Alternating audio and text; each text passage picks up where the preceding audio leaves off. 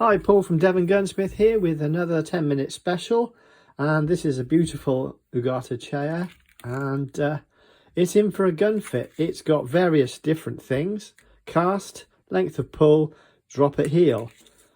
So let's get into it.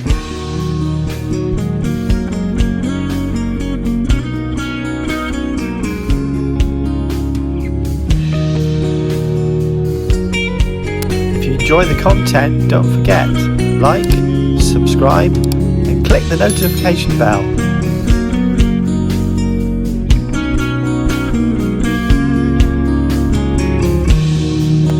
Okay, first we're going to deal with the length of pull, and the client has requested that we fit a 24mm or near enough an inch Kickies recoil block. So there'll be an adjustment made here with the length of pull. Probably have to cut something off to bring it to the final measurement that he requires, which is 14.5-inch length of pull. Let's see what we can do. Okay, with the butt pad removed, we can now look at the dimensioning, and we see that we will want to have an undercut to bring that to the right size. Let's get on with it. So first things first, we need to get this masked off, and then we can mark the final cut, adjusting for the Kickies pad to give you the final length of pull. So many of you quite often recoil in horror when we look at this, because people go, I don't want to change the look of my gun, I don't want to cut it down. Well, in order to be able to fire it and shoot it correctly, as you can see there, it's oversized with that just planted on there. So we need to do an undercoat to a coat for that. So with two of my ubiquitous gun rest blocks, which I use for lots of things, have you seen in my videos, and one of the calls from the gun fitting clamps, we simply just throw something together to get that to stabilize. And I prefer to use a saw block or a guide clamped and set ready to cut, and it's that simple. That stops it moving around, that keeps it perpendicular and square to the cutting guide. It's pretty much all I need to do. Doesn't need to be any more complicated than that. You can get yourself some blocks of wood to match this, can't you? Okay, so let's crack on with it.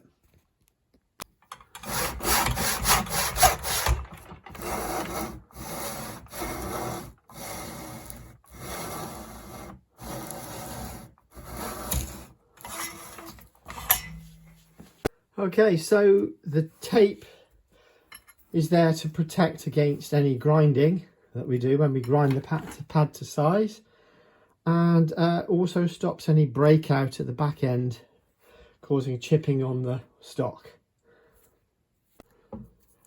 So there will be some, it's proud there, it's sitting high, so it just needs a little bit of a sandpaper across the edge to clean that up, and then you check for the dead level and carry on.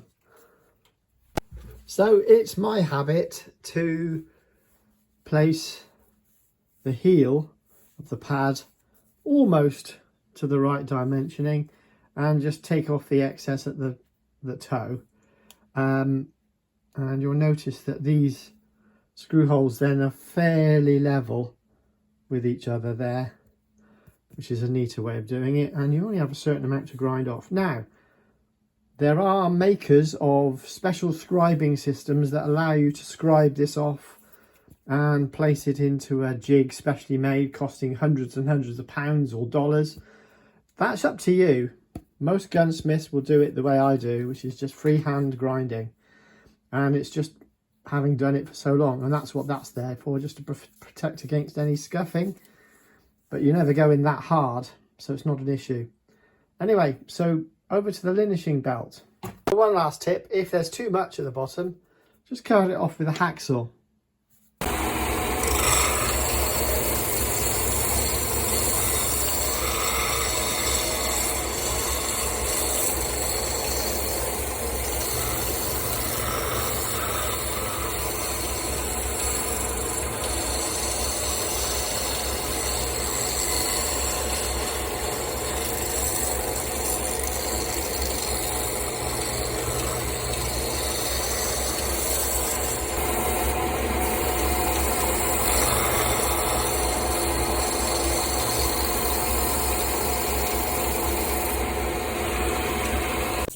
Okay, we're nearly there now.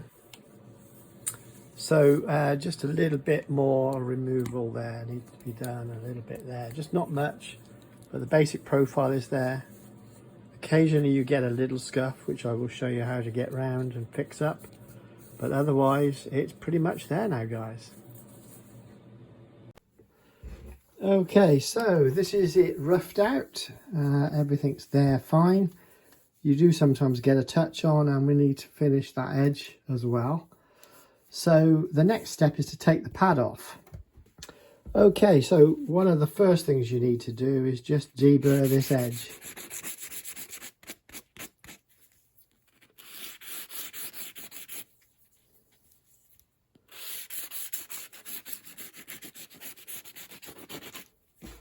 And that is a very simple thing to do. It just stops your fingers catching. And likewise here, just a very light, I have to hasten to add. Just take that edge off a tiny bit.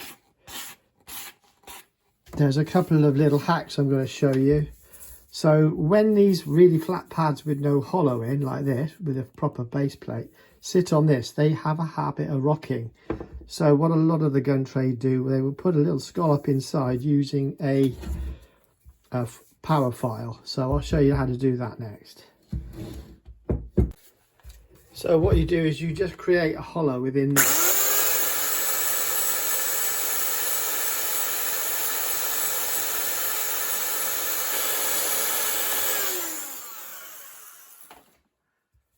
It doesn't take a lot off, but it just puts a very slight hollow there, so that when you fix this back on, it doesn't rock about. Next thing I'm going to do is, using some of my spirit stain, just stain this edge of this line here, because there will be a walnut in the white. So we'll get that done next. Right, so I use Morel's spirit stain. This one's a natural mahogany light stain. So this is just to take the edge off, not anything more. So many people say, oh, what do you use and why do you use it, etc. This is a little trade trick that just allows you to take away that blemishing around that edge there.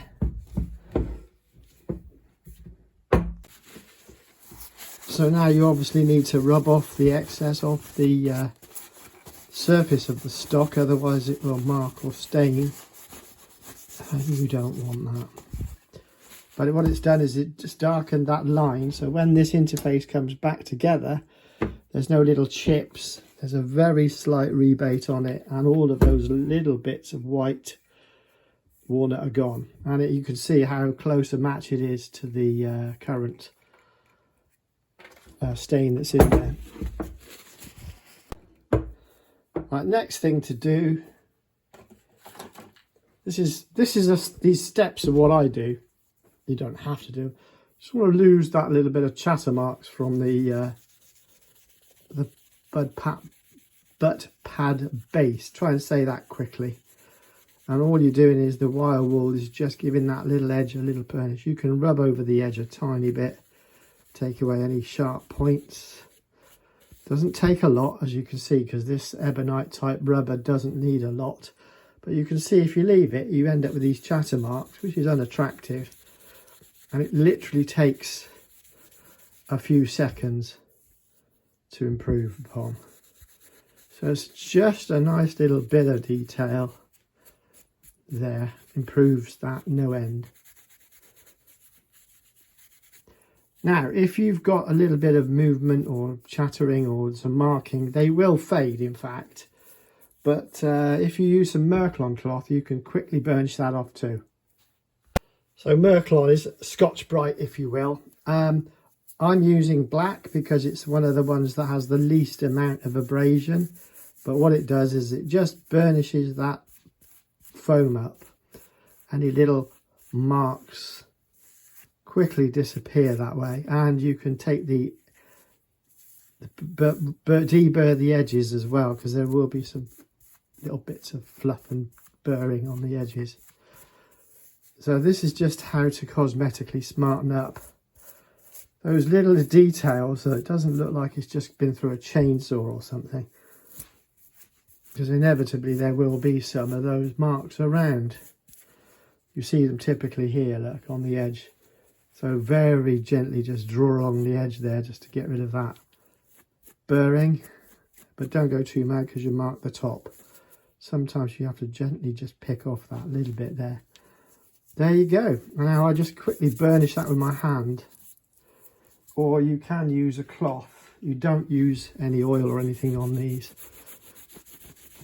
There you go. See how much cleaner that looks just by using a cloth to rub off all the dust.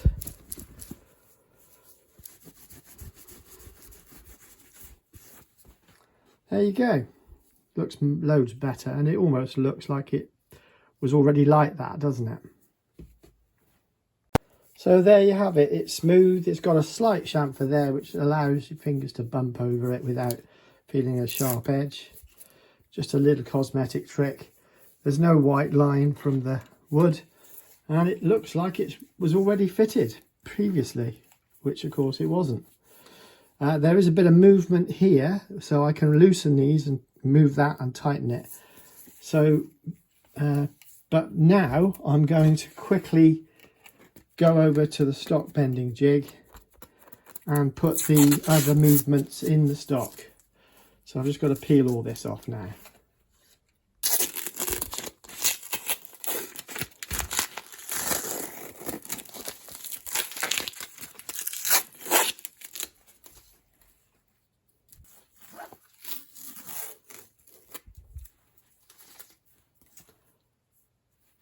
So inevitably you will have some dirty marks on here now. That feels fine. It doesn't bump on your hand or catch on your clothing now. That's lovely. Just burnish off any dirt, because once we're in the heat lamps will not want to mess with it.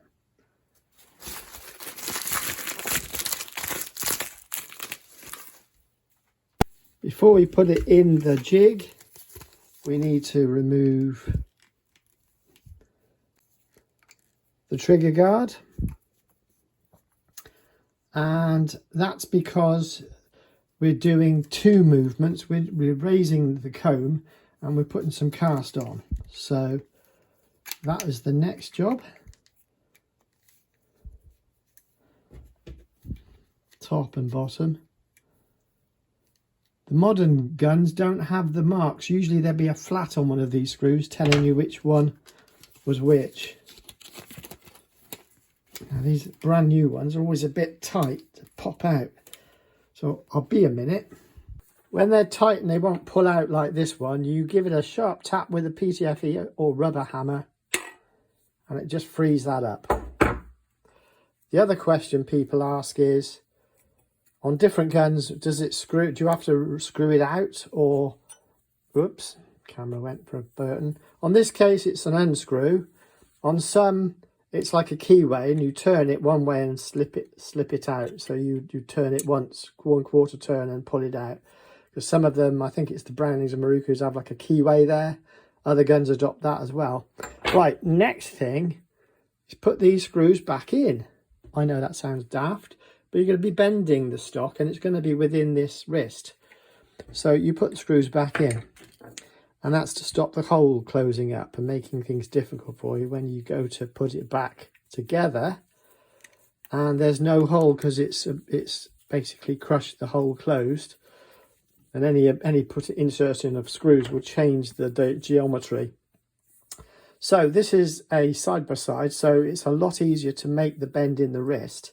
You have got to inspect this carefully for cracks or occlusions, because they will appear suddenly and be quite distressing. So I've got to raise this by 1/4 inch at heel here and put a bit more cast on according to my gun fit.